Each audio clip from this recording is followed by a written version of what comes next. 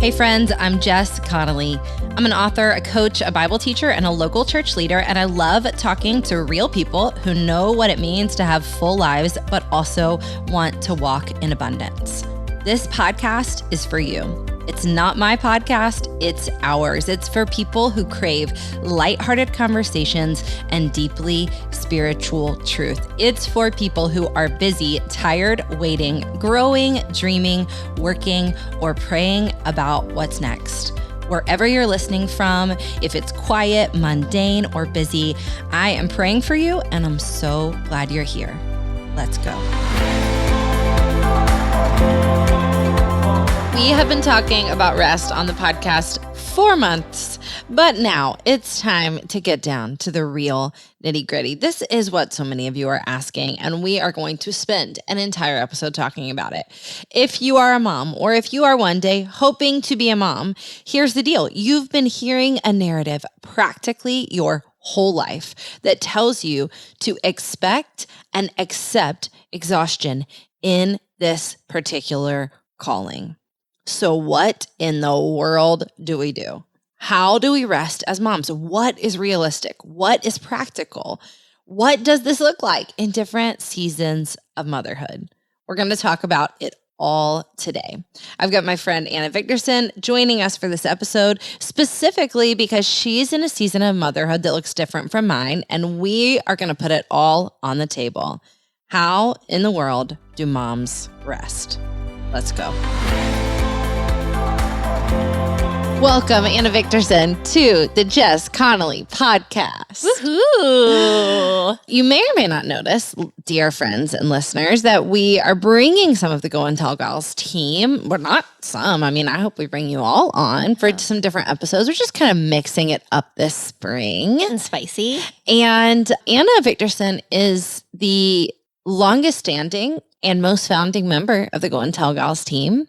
And again, if you're new to the podcast, Go and Tell Gals is a small business that Anna and I run together, but it also kind of encompasses all that we get to do in the Jess Connolly podcast, book writing, traveling to teach, all of that. So will you first just introduce yourself and kind of share your role on our team? I still don't have great words for it, but I'm Anna. It's my joy to be here today. First time, I think, officially on the Jess Connolly podcast. Yeah. So bringing back the memes from your Go and Tell Gals podcast. Yeah. I am the director. I believe I'm technically the director of growth for Go and Tell Gals, but I've had kind of different iterations, but all of it just has been kind of taking the vision that typically you pitch and figuring out how we're going to make it happen on a very doable logistical level. Yes. Which is, pretty important. I make the plan. You make the plan. Technically, also, I would say not technically. I would say also more figuratively, chief of staff. You function as chief of staff pretty much. Yeah. Including me sometimes. Yeah. My chief. We all need that sometimes. I always tell people that you're my boss, my work wife, my work husband, all of it combined. All of it just wrapped up in one. That's the joy of a small team. My pal, my buddy. And you are also a mom. I am. I'm a new-ish mom. I would say new-ish still. I realize that by the time this episode airs, she'll be 1. Oh. She was born last May. So it has just been a whirlwind of a year, kind of starting to figure out motherhood and what that looks like for me specifically. Yeah. And it's been hard and sweet and wonderful and exhausting. Yeah. We've talked about this in the past. I don't know if I've ever shared this on the podcast, but you and I have talked about this. It's really interesting watching your friends become moms because I always tell you it's a little bit like a seed that you don't know what vegetable or fruit it is. Yeah. So I had some perceptions of how I thought you'd be as a mom. Uh-huh. I have to say it's pretty close to my perception. Is it? Yeah. I wonder that sometimes. Yeah. I feel like I've surprised myself with a lot of things. And then it makes me wonder, do I surprise other people? Or were other people like, nah, this is exactly how she would be as a mom? I want to say one that I think maybe surprised you, but didn't surprise me. Yeah. Is that, I knew that you were going to just be absolutely obsessed over the moon with Hampton. Yeah. Which you just can't perceive that. You can't. About yourself. You can't. No. You know, like you can't anticipate the love. You can only anticipate the hard, you know? Yeah. Like I'm a pretty like cool, like chill. You are cool. You know? You are chill. And so like when, I don't know, I'm not like the most touchy feely. I'm not the most like over the top, like expressing my love. Like I'm just like, I don't know, like be cool about it. Like be chill about it. And so I've never heard something that also unpacks our relationship better. So when I was pregnant and thinking about like being a mom, I was like, I don't know. I think I'm just going to be pretty chill about it. Like, I think I'm going to like be like, this kid's cool, but like, I don't know. But like, no, I am like obsessed. Yeah. I'm not surprised. Yeah. I'm not. That one did not shock me at all. I will say, you know what's interesting? You are a lot more relaxed about other things that I didn't anticipate you being. I feel like I'm relaxed about nothing in motherhood. No, so. you want to tell you, because we're going to talk about it in this episode, what you're really relaxed about. I do. What I perceive, you come across as walking in a lot of freedom in regards to other people's perception of you. Oh, like, yeah. I don't even think about that. I don't think you do. And I actually do think a lot of moms are thinking like, do other people think I'm a good mom? Do they think I'm doing a good job? What do they think about my kid? Yeah. But I've never heard you even like hint at feeling any of that. Yeah. No, you know? that is one thing, thank God, I have not struggled with. Yeah.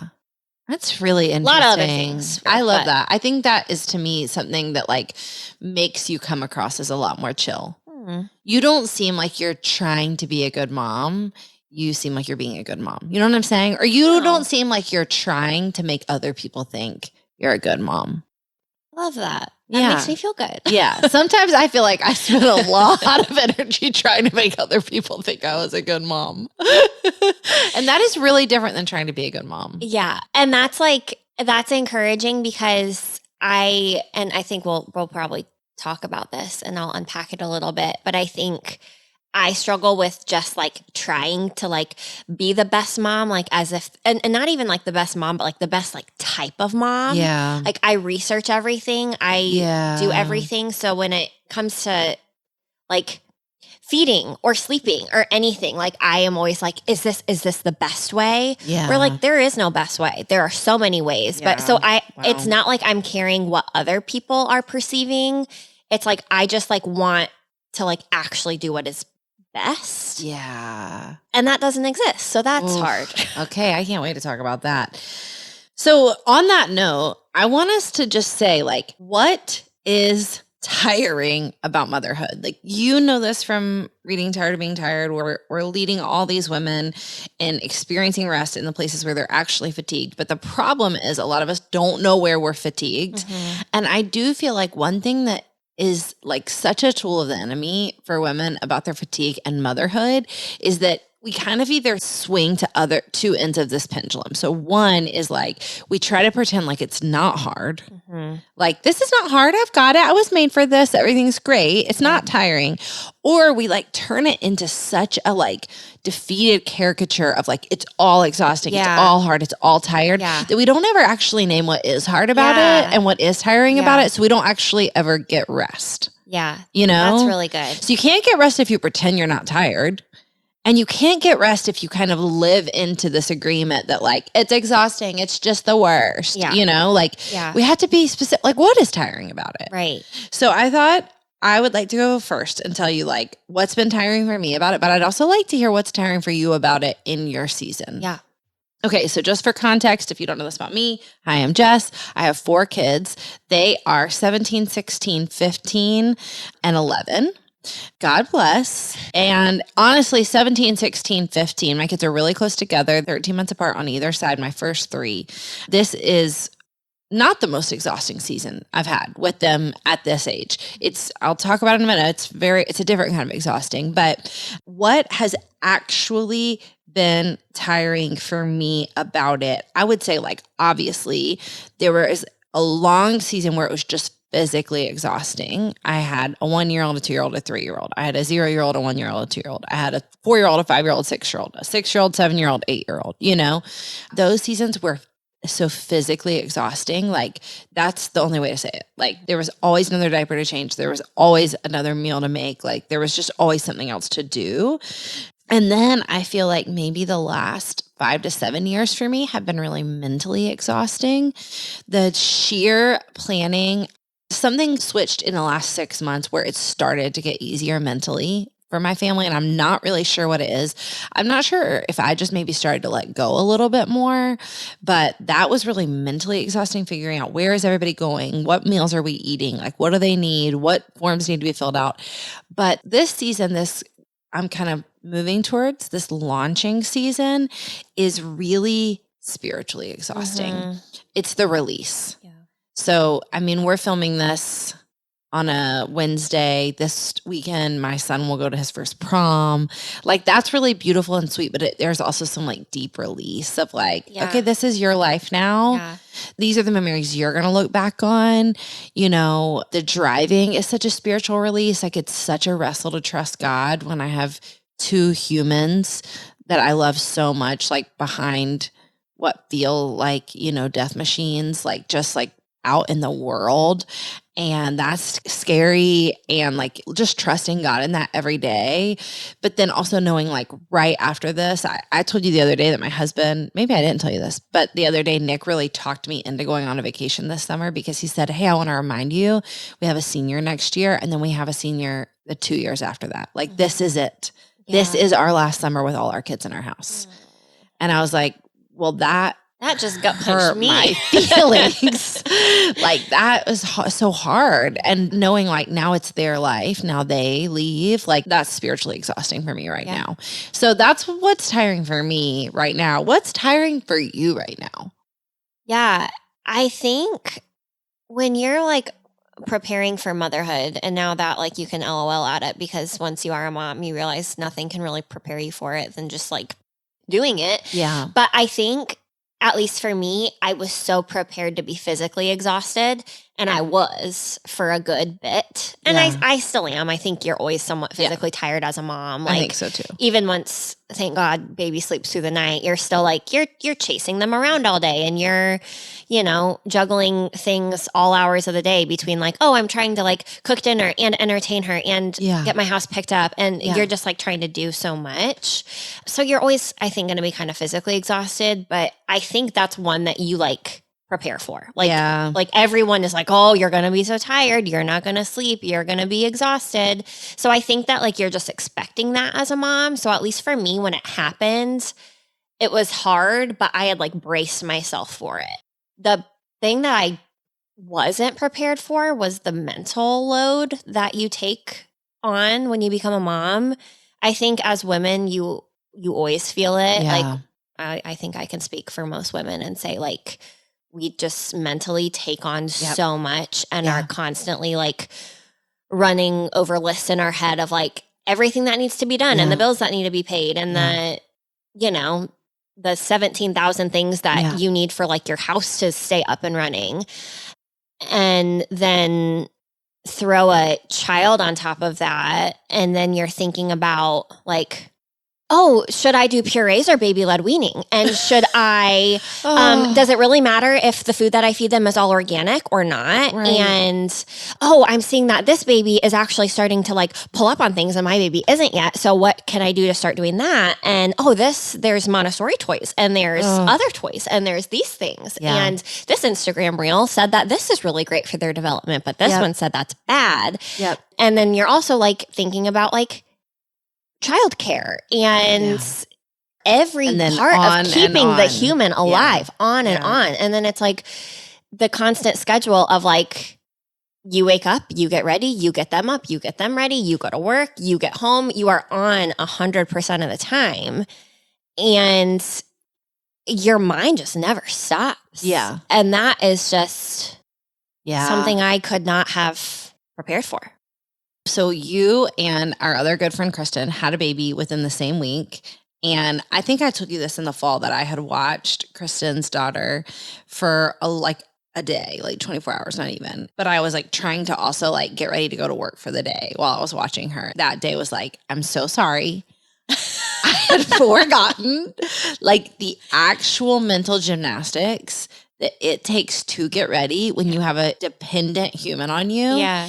And I don't feel like I want to just say, as a beacon of hope, that actually is going to get so much easier. Like, I believe it. When I wake up in the morning, I woke up this morning, an hour before anybody in my house woke up. My kids all wake up on their own. They all have their own alarm clocks. They all make their own breakfast. I was like reading and working on my sermon for the weekend, and they came downstairs and I was like, shh, I'm finishing my quiet time. And they were all like, oh yeah, totally. We got it, Mom. Because they're old enough to be reasonable. Yeah. I just want to say as a beacon of hope, like I did have to drive one of them to school, and I drove him in my robe and in my heatless curlers because like I can still prioritize me in the mornings a little bit. That's coming for you. Yeah, I believe it. And I feel like it already has gotten better. Now the problem is that she's mobile. So like when she's up, you are at her beck and call. Yeah. But yeah, it's just your mind never turns off. And I know we've talked some with like work of like, we feel like it's pretty impossible for women to like get in this state of like deep work because our minds just don't let us because we can't only focus on one thing because that's not how our lives work. Right. Like we have to hold so much. Yeah. So it's real. It's real. That's where I'm at.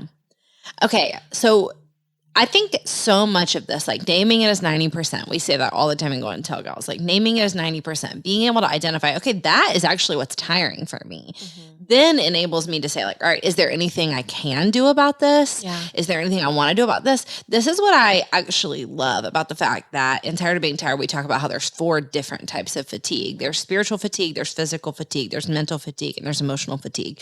So what's actually really good news about that is that when you can't change your circumstances with one of those types of fatigue, you can get rest in the other areas. Right. So if you are in a season where you're like sleeping through the night is a pipe dream, must be nice, great, you can actually get spiritual rest or mental rest or emotional rest if there's no way at all you're ever going to get 8 hours of sleep a night.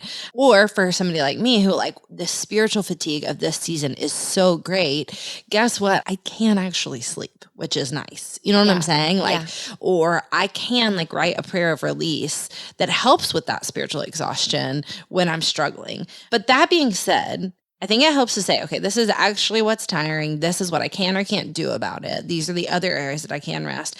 But this is my perception about motherhood that I just want to say in love to all the moms and all the future moms who might be listening. There's a part that you can't get away from that is exhausting. I'm not debating that. I think that what really, really leaves most of us exhausted is the extra. And here's what I mean by the extra. I mean the fatigue that we volunteer for, that God has actually not graced us for because it's not a part of the calling, but we mix it in and believe that it is a part of the calling. Yeah. So in love, I think that most of us might start to even hear that and hear some like, okay, I know some of what that means, but let's like kind of talk through what that looks like. Yeah. Okay. Here's what it looked like for me.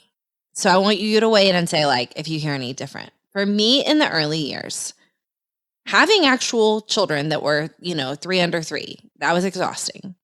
The extra that I signed up for, thinking it was a part of that, was things like pretending that I was a natural mom, pretending that I like had it all together. That was exhausting for me. Trying to like manage and hold the expectation of what everybody else thought about me. Like I remember I would have always gone somewhere in like workout clothes or casual clothes until I had kids that age. And then I was like, if I go in workout clothes, they will think I'm a slob. I've let myself go. Interesting. And that became a part of like motherhood. Yeah. Yeah.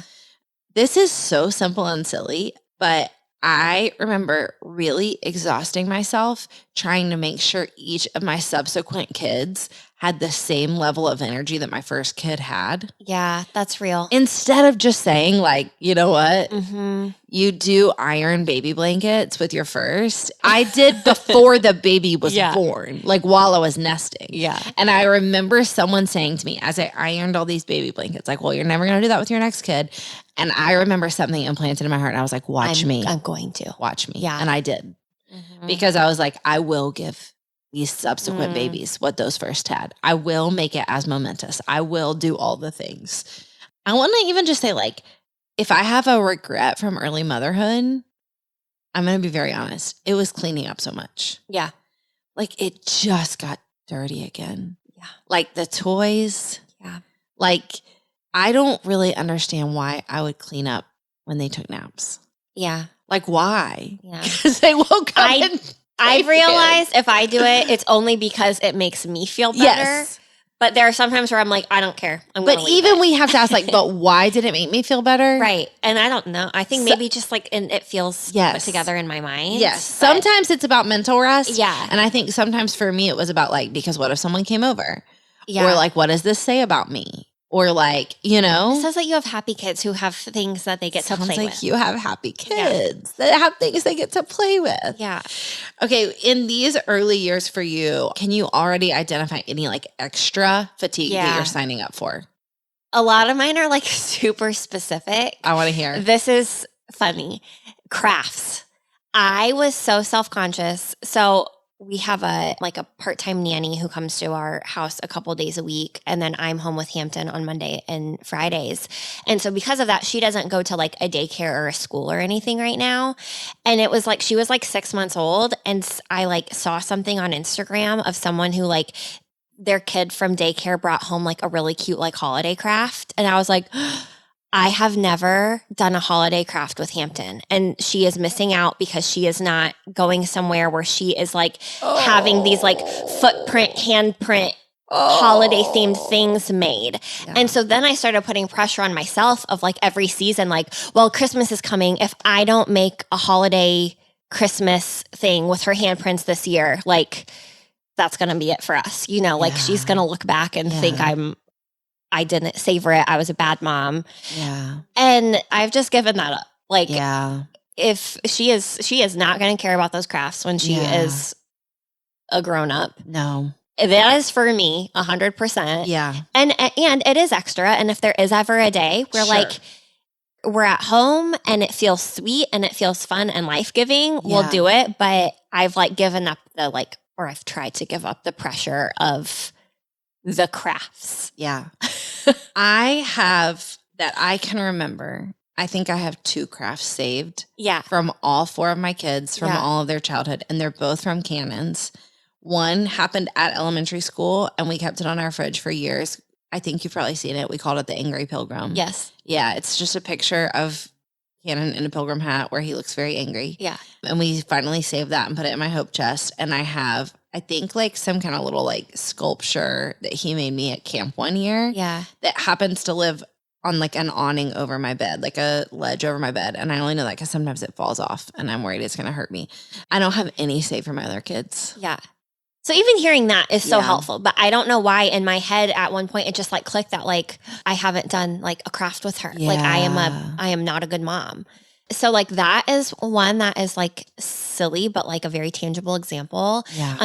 The other thing that I would say, I kind of like touched on this earlier, is that I think like from the beginning, I have just felt this need to like figure out like the right way. Yeah. So even like you talk about like, you know, any like regrets from early motherhood, and I really don't have any deep ones, but like the biggest thing I would like say would be like chill out on the naps for me for like when she was young, because I was so worried about like, I need to get her on like this great schedule so that she sleeps through the night and I need to set her up for success. And I have friends and family members who do things different ways. I'm not saying one way is right or wrong, but for me, I just felt like if I got her on this great sleep schedule, that was going to just like help so much. And she's on a great sleep schedule now, and I am grateful for it. But like, I look back now where, you know, now she's almost 1 and like will only sleep in her crib.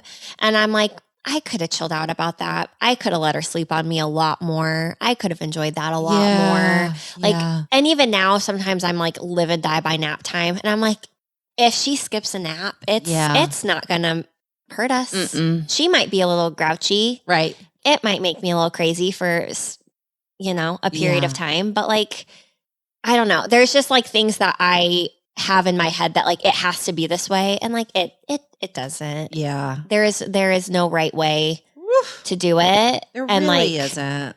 There really isn't. There isn't. If God wanted us to know there was like one right way, they would have like come with labels. Exactly. Like he wants us to learn and listen to him. Exactly. And mess up and try our best. And there's many faithful options. Yes. Woo! Yeah. So yeah, the whole like the right way has really been something I've had to like give up. Yeah, that's real. Okay, here were some of mine from the toddler years as maybe helpful warnings for you. Great. Okay. I can't wait. Planning.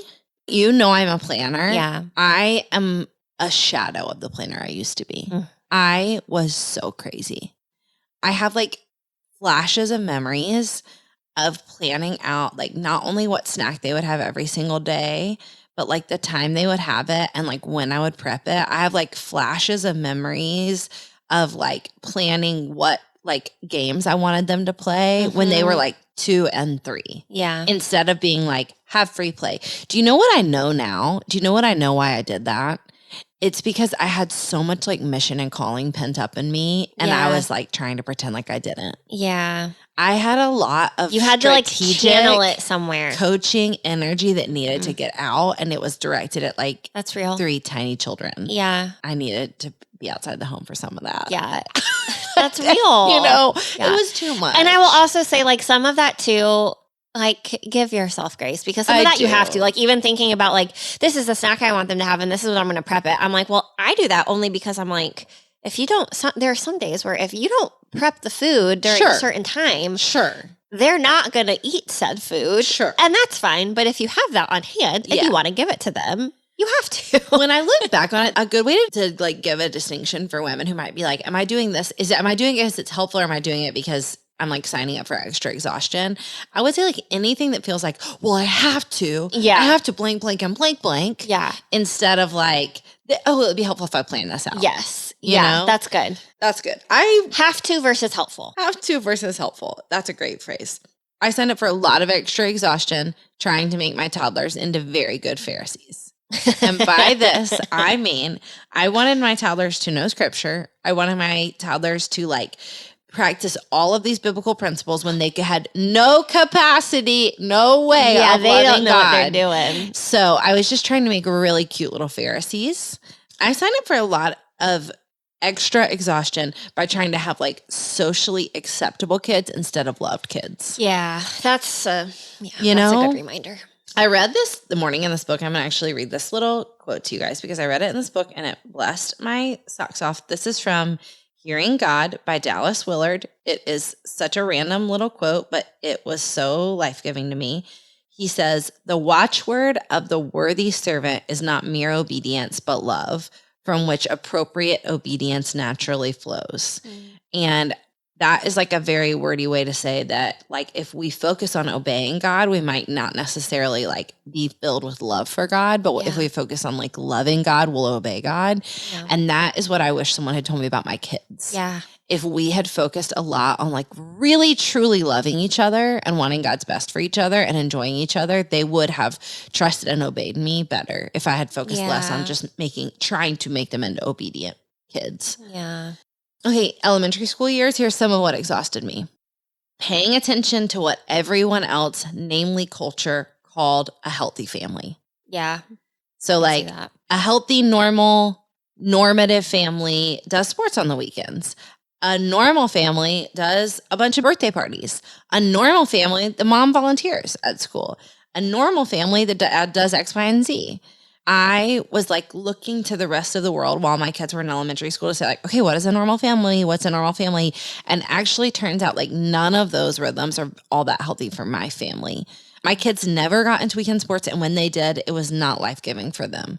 But I would be like, no, we have to do this. This is what we're supposed to be doing. And they'd be like, but what if we don't want to? Don't want to play soccer. I don't want to. Turns out I'm like the worst at volunteering at school things. I am great at buying snacks from Costco and sending extra. Yeah. I'm great at donating money. I'm not like the best one to go in and like chaperone every school trip. And I felt so much shame about that. And I exhausted myself trying to be that. instead of showing up for my kids in the way that they were asking me to. Yeah. You know, I signed up for a lot of extra exhaustion by trying to make all holidays or like holy or special moments big and extra and like extravagant. Yeah. Even if it wasn't like from a financial perspective. Like for example, a big one for me, because you know this about me, I used to run a business where we created products for Advent and Lent. Mm-hmm. I tried to make Advent such a big deal for my kids every year. We would do an Advent calendar. We would read some kind of devotional together. We would do some kind of activity together every single day. Guess what? All my kids are totally burnt out on Advent. Yeah. Did you do that before you started All Good Things? Yes. Or was that, okay. That's how we started it. Okay. Yeah. I did that for a couple of years before I started the business. Okay. And it was exhausting. I was wondering if then. it was like because you did it for work, you felt like you then like had to model it. I think it compounded after I felt like for sure. Once I was like doing radio interviews about it and like leading events. I have to do this right at home. Literally, I was like, we have to be the best at it. Yeah. But the deep relief that came in my house the year we closed the business and my kids were like, are we doing Advent? And I was like, no, baby. They were like, oh God, thank you, Jesus. And we never went back. Yeah. Truly. Maybe we will later. Maybe one year they'll like want to do Advent with their kids. But I tried to like take it so far that I burn us out on things like that. Yeah. You know, what's exhausting for me right now in the teen years that is extra that I'm signing up for or that I'm tempted to is still really trying to balance other people's expectations of what my family needs right now. And you've for sure heard me talk about this. And I think other people have maybe started to hear me talk about it on the podcast. We actually need so many more boundaries around our family time right now in this season than we ever have. And it's crazy. And it makes me feel kind of like there's something wrong with me because I feel like I was actually so much more available for community when my kids were small. But when I have one night or two nights, it's really just the whole weekend. Yeah. Like I need it with my family. Yeah. And I feel like maybe insecure about that. I feel like a lot of my other friends are in seasons, if they do have kids, where it's like very life-giving for them to get out of the house, which is real. Yeah.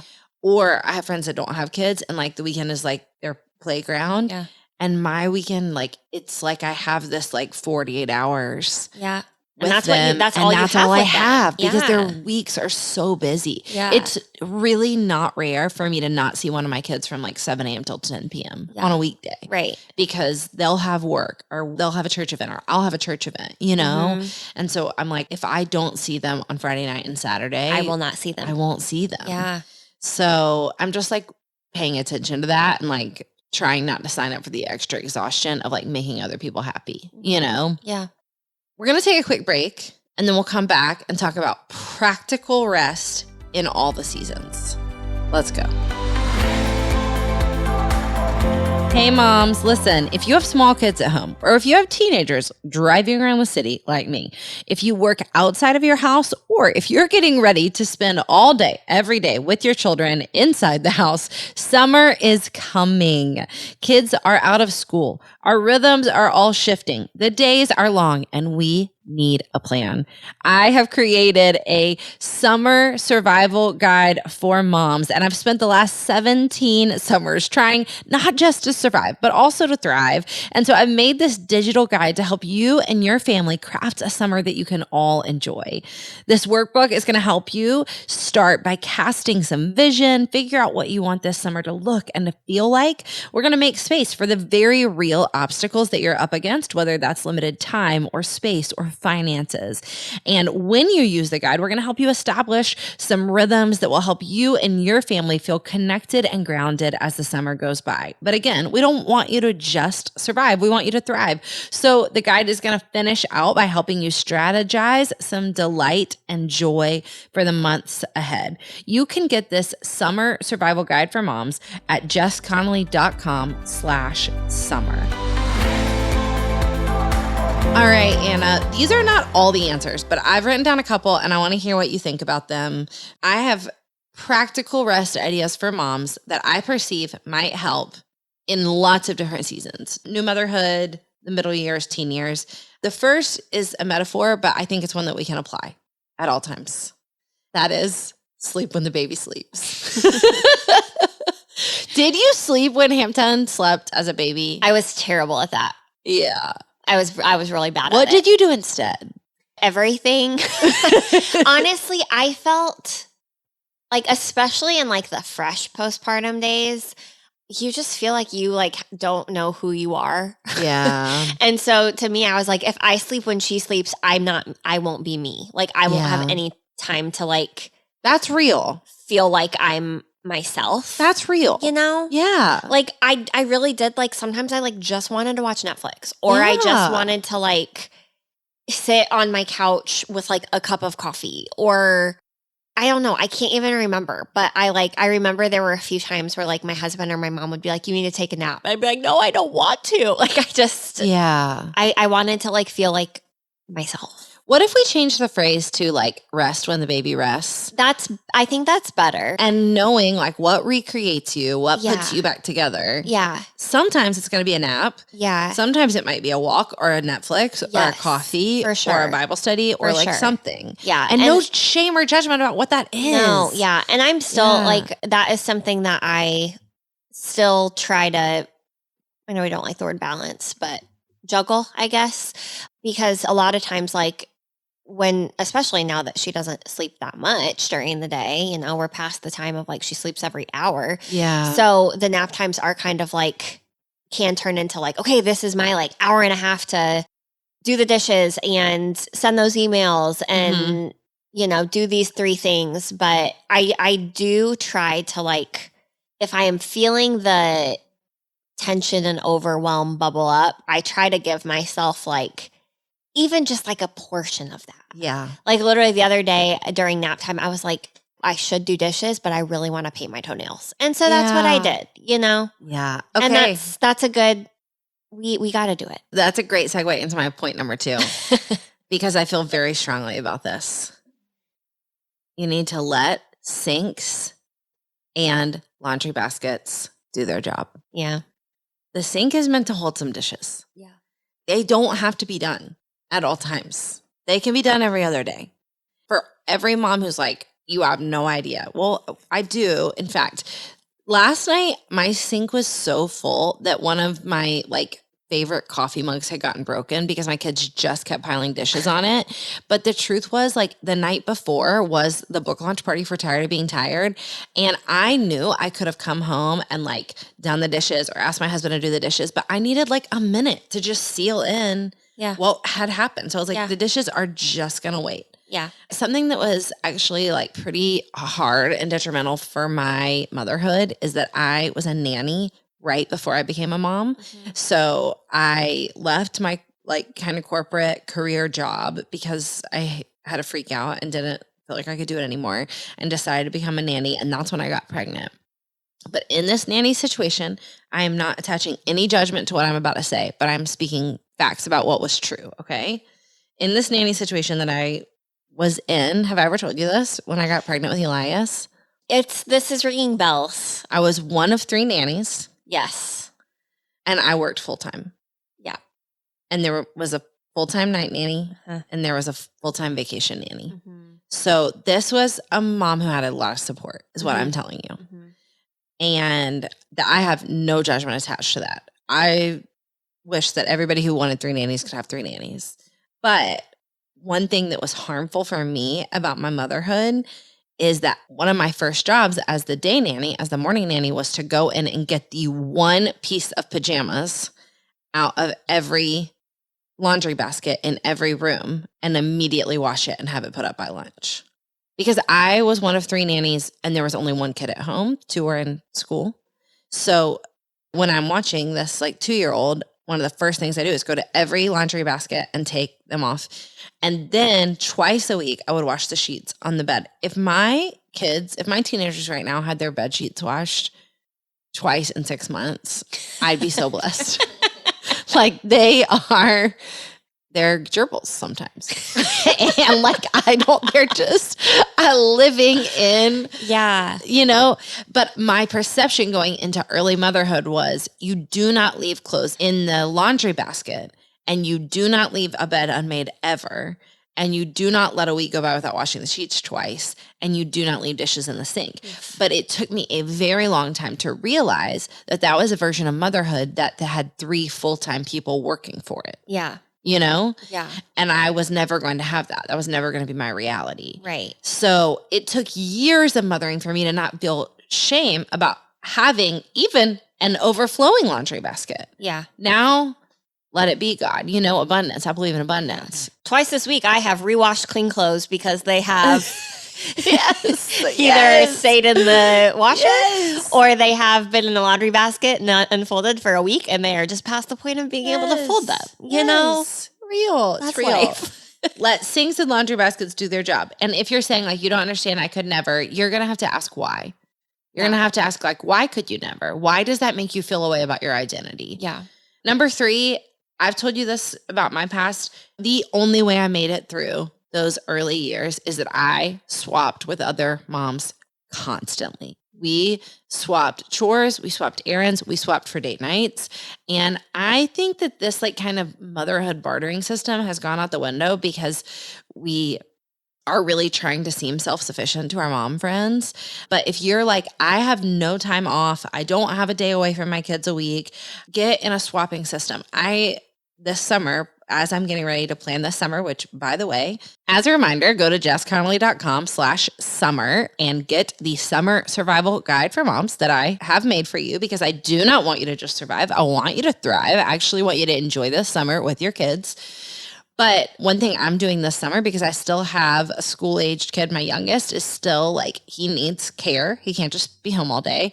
And now my teenagers are out doing their own life. So I'm like kind of back to square one. So I've gone to 2 other moms with kids his age and said, we cannot all afford camps. We cannot afford camps every week of the summer. None of us have nannies. So let's swap. I'll take a week, you take a week, you take a week, and we'll plan some activities and we'll be the mom in charge for that week. You know, it's just helpful. But like, we are going to have to admit that we need each other's help. So if you need a date night, if you need an afternoon off, if you can't make it to the grocery store this week, we have this invitation, this opportunity to swap with other moms, which can be really, really, really helpful.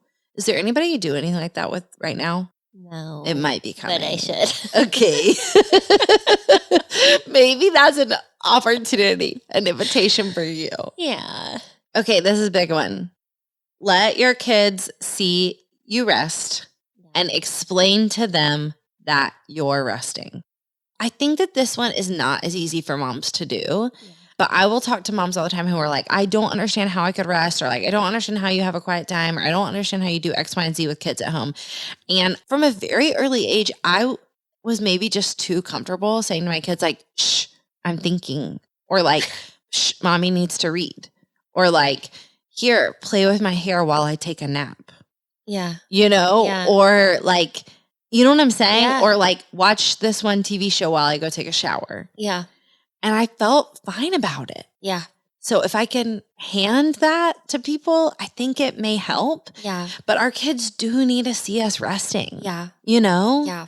I feel like that has shifted me. I don't know if it's like social media culture. I don't know what it is, but I feel like that has, because even like my childhood, I think about that and I'm like, I was not entertained 24 hours of the day. I was not like, I was left to my own devices. Oh my gosh. A good bit. Yeah. And, the 80s were wild out here.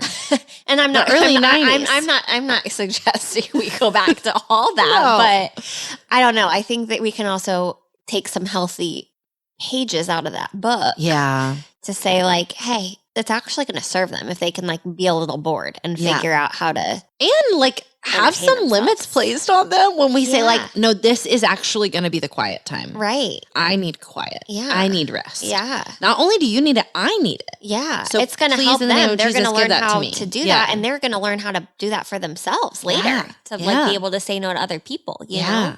Oof. Thank you, God. Here's just an opportunity for you to get some practical rest in all seasons. You can say no to family invitations that are going to exhaust you. I think that not only do we have a hard time saying no individually, we have a really hard time saying no to like family invitations. But you can actually say no to family invitations that maybe are just going to leave you exhausted, even if they're not bad, even if they're not too much for you, even if you would love to be at them. Yeah. But if they're going to leave your whole family a little like on edge, it's okay to say no. Yeah. And also not family invitations. Right. Individual as well. Yeah. Like friends or, Yeah. you know. Yeah. There's a lot of birthday parties. There's a lot of pool trips. There's a lot of things that are in themselves good. But if it's your fourth one of the week and it's going to be what sets you over 100%. The edge. 100%. And on that note, here's another practical tip. Know that a no for now is not a no for later. Mm-hmm. Nick shared this, or we shared this about on the podcast episode a few weeks ago with Nick, where he interviewed me about tired of being tired. And I had mentioned that he used to say that to me, 10 years ago. And I've heard so many people say that was so helpful. But that was really helpful for me in a lot of years. Like a no for now is not a no for later. Me saying like, I can't do that in this season, or we can't do that in this season, or we can't make that work this weekend doesn't mean that next weekend or next year or 3 years from now, we're not going to have more margin for that. Yeah. For that vacation, for that experience, for that party, for whatever it is, for that sport. But us knowing our limits now is actually might help strengthen us so that we don't have that limit in the future. Yeah. Mm-hmm. I feel like this is like really easy to understand with budgeting sometimes, right? Yeah. Like, hey, if I save now, I will have money to spend later. But like that is also how it works with our energy. Yeah. Yeah, for sure. Practice Sabbath as a family. I want to just encourage you to read Tired of Being Tired. If you haven't, read the small section on Sabbath that's in chapter 13. If you are like, I have literally no idea what this would look like as a family, it is a practice that is available at all seasons of your family. And it doesn't have to be hard. It doesn't have to be something that is like taxing or something you have to produce. And it also doesn't have to be super formal. So let me ask you this on the spot. I haven't prepped you for this.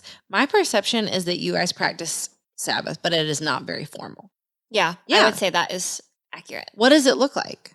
You just don't work. We just don't work. Like I don't know why that makes me so happy. we just don't work. Yeah. We don't check our work. We don't have like our work things available to us to be like constantly like looking at and obsessing over. Yeah. And I would say like most weekends we have one like fun day and one like work day. And so we kind of figure out, so sometimes it's Saturday, sometimes it's Sunday, sometimes it's dependent on the weather. If there's one day where it's like, hey, the weather is super nice, this is going to be like our fun day where we go to the beach or we do this thing or whatever, like we do that. And so ours sometimes shifts. I know we don't always recommend that, but it also is though like what works for you in this again, in your season. But yeah, we just don't work, and we just try to like actually intentionally enjoy our time. That's really what it is. I love it. I love that it's that simple. Yeah. And I wish those days we typically go out for at least one meal to like cut down on dishes and like cut down on like even like the mental load of like, oh, we need to buy these ingredients and figure out when we're going to make them and who's going to make the food and who's going to entertain her. And Yeah. I love it. Yeah. My last practical tip is this, and then this is where we're going to kind of close out, is do ask for help. And like actually let other people help you. So I want to kind of end there, and I want to talk about like different people that we could ask for help or receive help from. I don't know if I told you this, but my dad is coming into town this weekend. My dad has been so kind, and as we've shared on the podcast, I just lost my stepdad. And so my dad said, hey, what can I do for you? I know this is like such a hard season. What do you need? And I said, Dad, my house looks like somebody broke in. Like it is so dirty. And we went straight from like Easter to hospital to death to book launch. And it looks like somebody broke in. There are parts of my house that are so disorganized, I don't know what to do anymore. I said, could you just come and help me clean for like 2 days? And he was like, yeah, done. Be there. And it was humbling for me to say it, but I am so great. I've never done anything like that before. I've never asked someone like to come help me clean my house, you know? Yeah. And it was kind of humbling, but I'm literally so excited. It's all I can think about. Yeah. So in past seasons, I shared about the mom swapping. I think like letting extended family help you is sometimes so vulnerable. Yeah. But letting extended family help you, letting older moms help you, or like letting moms who are in seasons, like, because for example, like if I were to go watch Hampton, I have not yet. I would like to. I have offered. You have. I don't want people to think I haven't offered. And I will really let you. But when I go watch like a friend's baby for the night, it is actually like one of the best ways I can spend a night. Yeah. It's like actually life-giving for me. Yeah. You know? Yeah. So letting moms who are like a little bit ahead of you, but like also letting women who aren't moms help you, letting some college age gals help you. Yeah. But I'll tell you what is interesting for me that is hard for me in this season is letting my kids help me. Isn't that interesting? That is interesting. I know. I noticed it earlier when we were talking about the dishes that I did not ask any of my kids to do the dishes when they piled up for like 48 hours. Yeah. And I think it's because it's hard because I want to feel like I'm taking care of you. Yeah. You know? Yeah. And there's so many ways in this season I'm not able to like take care of them. Yeah. You know? Yeah. That's real. Yeah. Yeah. So I feel an invitation there. That's good. Yeah. Who can you let help you? So something I have realized that this might be helpful for other moms. I still am not great at asking for and accepting help, but I think a lot of times in motherhood, that is because I've been very clear before that I don't want to feel like I need a break from my kid. And that is not typically how I feel. Yeah. And so especially in the early days, I felt like if I was accepting help, that was going to be that like someone was going to come watch my child while I did something. And I was like, but I don't want that. Yeah. I want to spend that time with my child. It's the other things in life that are overwhelming me and making it so that I can't take care of her right now, or I can't enjoy this time right now. Yeah. You know? So, and I still very much feel that way. And I think working moms always feel the tension of like, you're away from your child during the work week. And so then when you do have hours either in the evening or on weekends, I actually like don't feel like I need a break from her. Like I want to spend time with her. I enjoy spending time with her. And so I am trying to get better about figuring out other places that people can help. Yeah. So that I'm not giving up my precious time with my baby that I want to have. Yeah. But I can still not feel totally in over my head with things to do. Yeah. So for example, we have a big backyard and like this time of year, everything is just gross. You know, like leaves are everywhere, plants are dead and stuff needs weeded. You just need to bring stuff back to life for the spring and the summer. And so my husband and I asked his parents if they would come and help us a day. I love it. With planting and washing windows and doing like stuff to get our outdoor area that we like love using during the spring and summer. But it felt totally overwhelming for us to have to like do that in addition to taking care of Hampton. Yeah. So we asked them like, hey, would you guys be willing to come over for a morning and just help us like knock out all this stuff? Yeah. And then that way we can enjoy it, but we still get to spend time with her. Yeah. So we're doing that this weekend. But that is also like, I'm trying to like copy paste that into other areas of like, what are things that I can accept help from that don't mean I'm like pulled away from my child when I actually want to spend time. I love it. So beautiful. Here are my closing thoughts, and then I'm going to ask you to pray for us, Anna. I think I just want to encourage moms with this. Your perception on rest, whether or not you will come into agreement and alignment with this truth. God gives rest to those he loves. Our Father loves to give rest to his kids. If you will receive that and your kids will see you receiving that, they will learn the most about rest. I want to encourage you with this. If that is not the way you've lived so far in your motherhood, when they see you change your mind about it, change your perspective about it, that will actually serve them as well. Seeing you say like, oh, this way that I was doing it before was not actually serving us. Now we're going to try it differently. You're now going to see me rest a little bit more or take help more or like try to do less of the extra exhausting stuff. That's going to actually show them how people also change their minds and grow. Yeah. But if you continually resist God's compassion and love in the form of rest, if you continually say like in defeat, this won't work for me, don't be surprised to see that replicated in your kids. And we don't want that. Like we want them to know how to receive compassion and grace and kindness and love too. Because as much as we want kids who are loving, we want kids who can also receive it. And we're showing them that with how we receive rest in the name of Jesus. Go to jessconnolly.com/summer. Get this Summer Moms Survival Guide. It is a guide that will help you vision cast, think through your obstacles, think through your rhythms, and insert joy so that you absolutely actually thrive and not just survive this summer. Anna, will you pray us out? Yes, I would love to. Thanks for letting me be here. God, thank you so much for the women listening, for the moms listening.